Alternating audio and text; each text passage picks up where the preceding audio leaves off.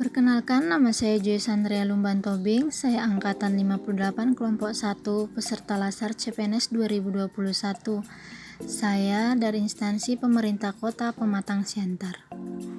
Pada kesempatan kali ini, saya akan membahas materi tentang etika publik yang menjadi salah satu nilai dasar PNS. Materi kali ini saya sajikan dalam bentuk mind mapping. Pada materi etika publik ini, ada 2 poin yang akan saya bahas, yaitu yang pertama, pengertian etika. Etika lebih dipahami sebagai refleksi atas baik atau buruk, benar atau salah yang harus dilakukan, atau bagaimana melakukan yang baik atau benar.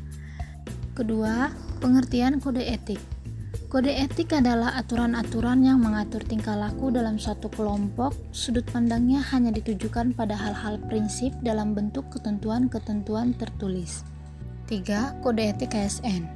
Di antaranya yang pertama, melaksanakan tugasnya dengan jujur, bertanggung jawab dan berintegritas tinggi. 2. Melaksanakan tugasnya dengan cermat dan disiplin. 3. Melayani dengan sikap hormat, sopan dan santun. 4. Melaksanakan tugasnya sesuai dengan peraturan perundangan yang berlaku. 5. Menjaga kerahasiaan yang menyangkut kebijakan negara. 6. Memegang teguh nilai dasar ASN dan selalu menjaga reputasi dan integritas ASN. 4. Nilai-nilai dasar etika publik. Di antaranya yang pertama, memegang teguh nilai-nilai dalam ideologi negara Pancasila, setia dan mempertahankan Undang-Undang Dasar tahun 1945, menjalankan tugas secara profesional dan tidak berpihak, mempertanggungjawabkan tindakan dan kinerjanya kepada publik, memberikan layanan kepada publik secara jujur, tanggap, cepat, tepat, akurat, berdaya guna, berhasil guna, dan santun. Yang kelima, dimensi etika publik. Ada 3, yaitu yang pertama, dimensi kualitas pelayanan publik.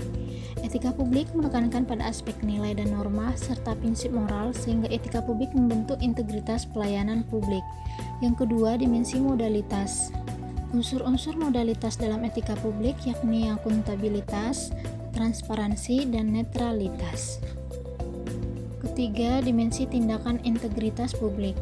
Integritas publik dapat diartikan tidak melakukan korupsi atau kecurangan. Dalam reformasi birokrasi ada 8 area perubahan yang harus dilakukan oleh seluruh kementerian atau lembaga dan pemerintah pusat dan daerah di Indonesia.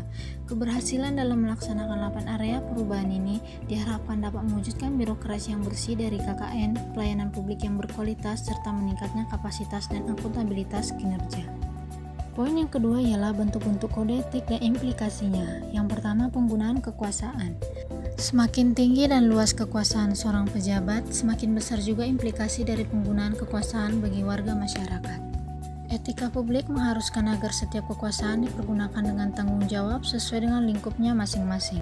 Kedua, konflik kepentingan. Konflik kepentingan adalah tercampurnya kepentingan pribadi dengan kepentingan organisasi yang mengakibatkan kurang optimalnya pencapaian tujuan organisasi. Ketiga, sumber kode etik bagi ASN.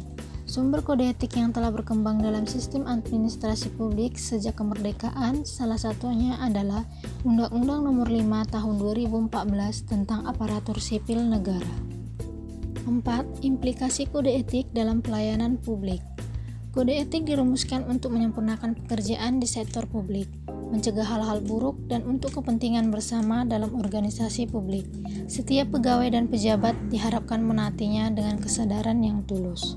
Demikian penjelasan saya tentang etika publik. Semoga video ini bisa bermanfaat bagi kita semua. Terima kasih.